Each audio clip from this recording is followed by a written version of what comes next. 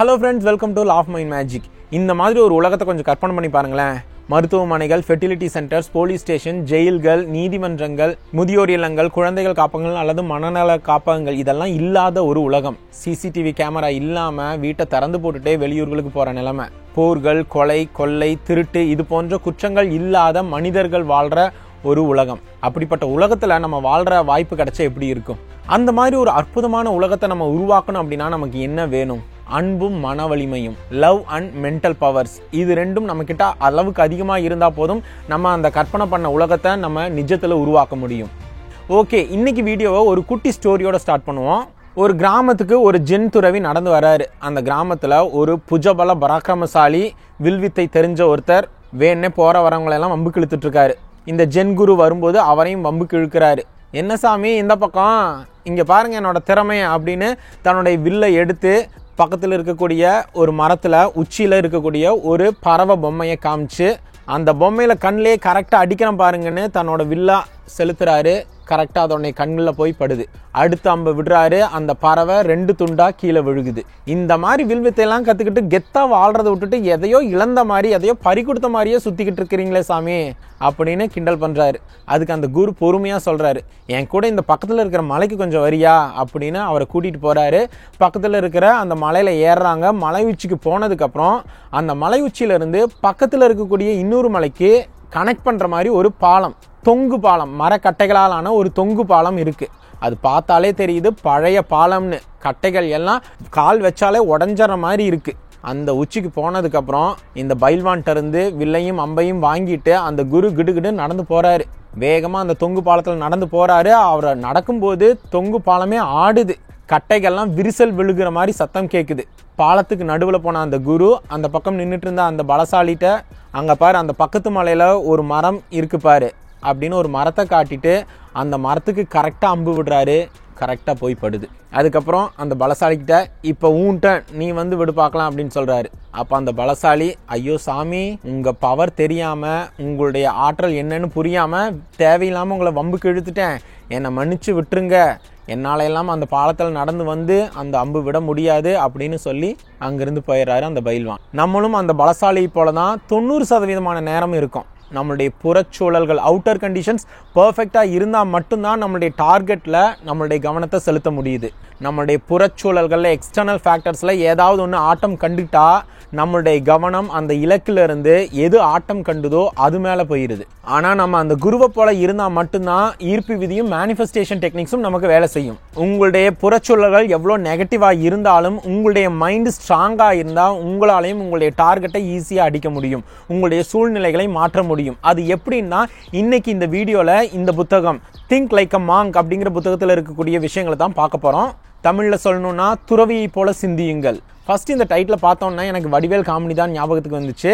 நாங்கள் ஏன் நடுராத்திரியில் சுடுகாட்டுக்கு போகிறோம், லா ஆஃப் அட்ராக்ஷனில் எக்ஸ்பர்ட் ஆகி பில்லியனியர் லைஃப் ஸ்டைல் வாழணும்னு கனவு கண்டுட்டு இருக்கிற நான் ஏன் துறவியை போல சிந்திக்கணும்? பக்கங்களை புரட்டும் போது தான் தெரிஞ்சது, பொருட்களையும் உறவுகளையும் துறக்கிறத பற்றியான புத்தகம் அல்ல.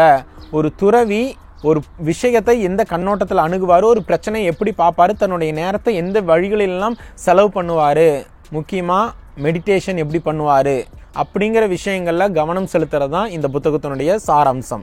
அந்த துறவியை போல சிந்திக்க பழகிக்கிட்டா, நல்ல தெளிந்த புத்தியோட சிந்திக்க பழகிக்கிட்டா, நம்மளாலையும் அந்த ஜென் குரு எப்படி தைரியமா அந்த தொங்கு பாலத்துல ஆட்டம் ஆடிட்டு இருக்கிற அந்த தொங்கு பாலத்துல நடந்து போய் இலக்கை அடித்தாரோ அந்த மாதிரி நம்மளாலையும் விரும்பின வாழ்க்கை உருவாக்க முடியும். இந்த புத்தகத்தை பத்தி ஒரே வரியில சொல்லணும் அப்படின்னா, நம்மளுடைய மங்கி மைண்டை எப்படி மாங்க் மைண்டா மாத்துறது. இது போன்ற வீடியோக்கள் உங்களுக்கு பயனுள்ள விதத்தில் இருக்கும் நம்பினா நம்ம சேனலை சப்ஸ்கிரைப் பண்ணிக்கோங்க. முதல் சாப்டரே உங்களுடைய அடையாளம் என்ன, ஐடென்டிட்டி என்னன்னு கேட்குறாரு. இந்த புக்கை எழுதின ஜே ஷெட்டி, அவங்களுடைய அப்பா அம்மா சின்ன வயசுலேயே இந்தியாவிலேருந்து லண்டனுக்கு புலம்பெயர்ந்தவர்கள்.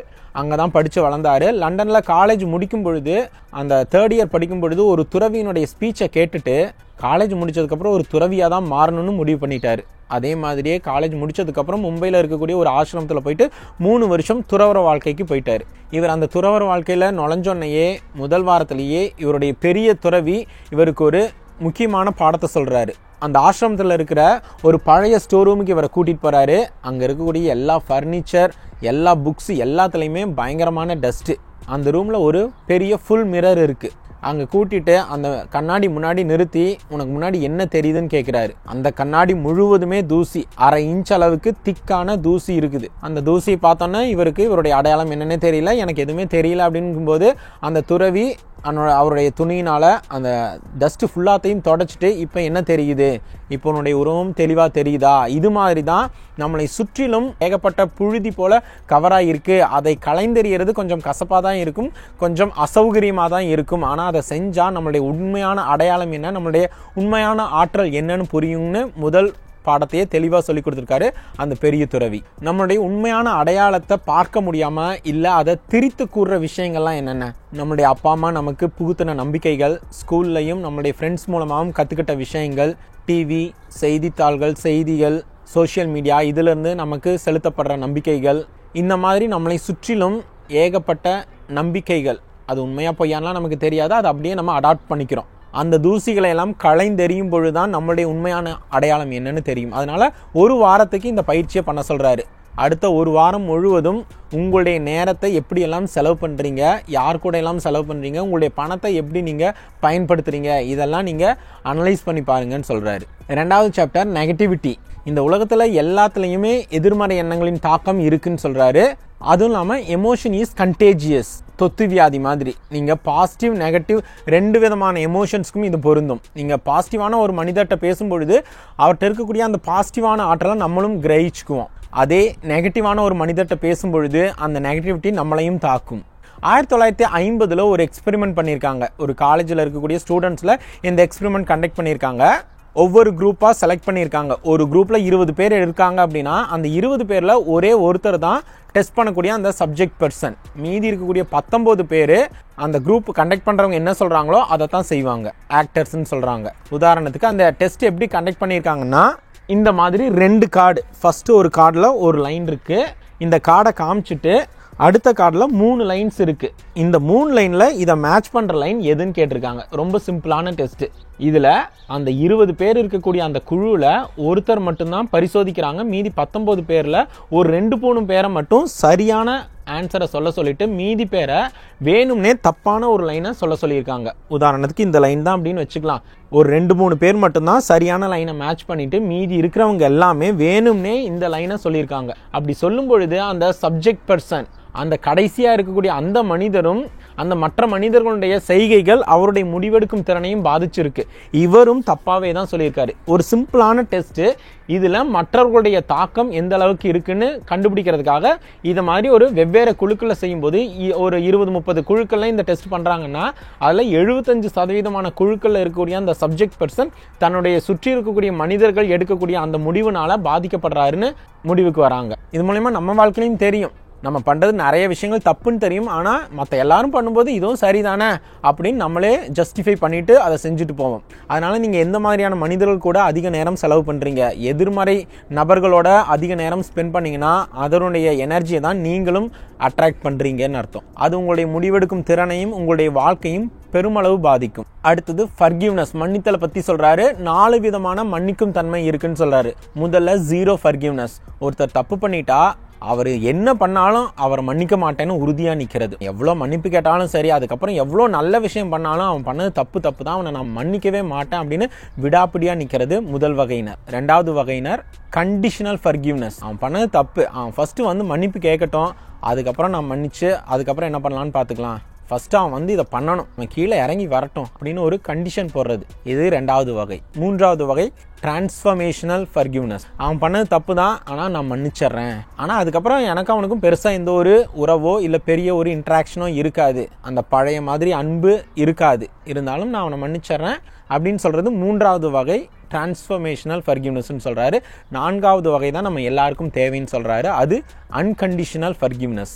ஒரு அப்பா அம்மா தன்னுடைய குழந்தைகளுக்கு எப்படி மன்னிப்பு செலுத்துவாங்களோ, அந்த குழந்தை எவ்வளோ தப்பு பண்ணாலும் 4 திட்டு 4 அடி கொடுத்துட்டு எப்பையும் போல் அன்பு செலுத்துவாங்க இல்லையா, மன்னிச்சு ஏற்றுக்குவாங்க இல்லையா, அது மாதிரி நம்ம சுற்றி இருக்கக்கூடிய மனிதர்கள் தப்பு பண்ணும் பொழுது அந்த செயின்ட்லி ஃபர்கிவ்னஸ் வேணும். அதுதான் துறவரத்தில் நான் கற்றுக்கிட்ட இன்னொரு முக்கியமான விஷயம்னு சொல்கிறாரு. அதனால நீங்கள் எந்த மாதிரி மன்னிக்கிறீங்க? 0 ஃபர்கிவ்னஸா, இல்லை நிபந்தனையோட மன்னிக்கிறீங்களா, இல்லை மன்னிச்சுட்டு அதுக்கப்புறம் முன்ன மாதிரி அன்பு இல்லாமல் பழகுறீங்களா, இல்லை எவ்வளோ தப்பு பண்ணாலும் மன்னிச்சு ஏற்று எப்பையும் போல் நடத்துகிறீங்களா?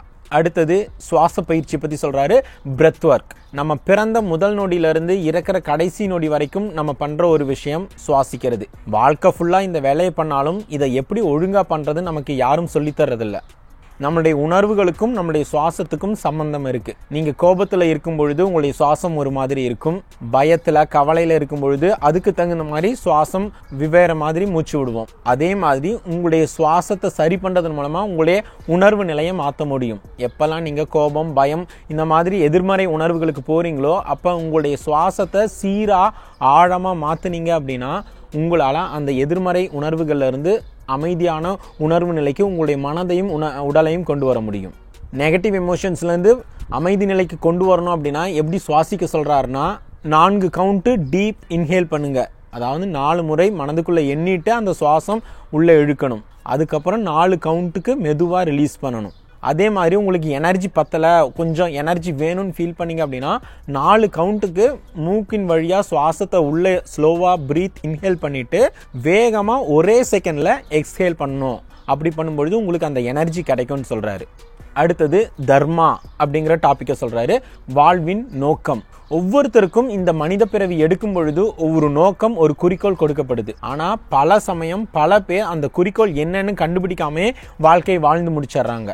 உங்களுடைய குறிக்கோள் இது வரைக்கும் என்னென்ன கண்டுபிடிக்க முடியலன்னா இந்த சார்ட்டை பயன்படுத்த சொல்கிறாரு.